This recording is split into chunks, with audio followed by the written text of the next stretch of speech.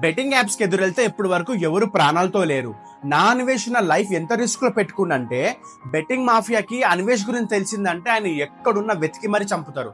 2007 లో basketball referee Tim Donaghy betting మాఫియాతో work చేస్తూ పోలీసులకు దొరికిపోయాడు.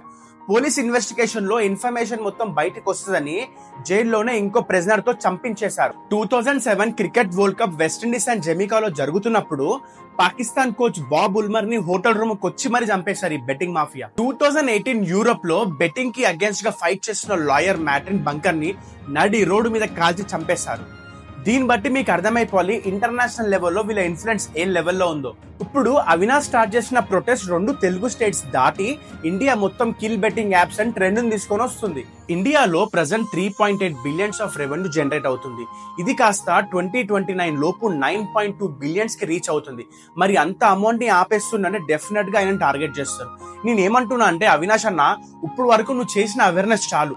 జనాలకు అర్థమైపోయింది ఇంకా ఎవరు బెట్టింగ్ యాప్స్ ని ప్రమోట్ చెయ్యరు. ఆల్రెడీ ప్రమోట్ చేసిన వాళ్ళు, ఇంకా మేము చెయ్యము అని చెప్పిన వాళ్ళు ఎంత పెద్ద సెలబ్రిటీ అయినా వాళ్ళకి పనిష్మెంట్ ఇవ్వాల్సిందే. ఈ ప్రొటెస్ట్ లో మన ఆటగాడికి ఏం కావద్దని కోరుకుందాం. స్టే సేఫ్ అవినాష్ అన్న.